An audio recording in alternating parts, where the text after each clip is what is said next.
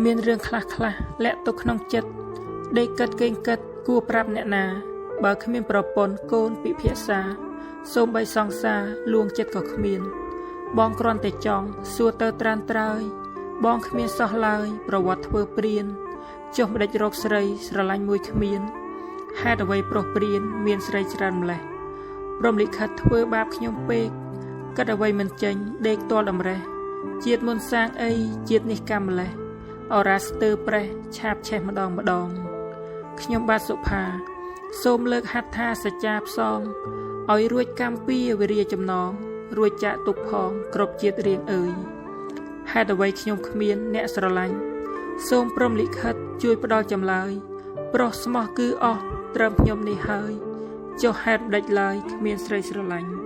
ស្រីខ្លះមានម្ចាស់រួចទៅហើយចុះហេតុម្ដេចឡើយមកតាមផ្សាញ់បោកប្រាស់ឲ្យខ្ញុំលងស្រឡាញ់ខួរក្បាលខ្ញុំក្តាញ់គិតអ្វីលែងចេញ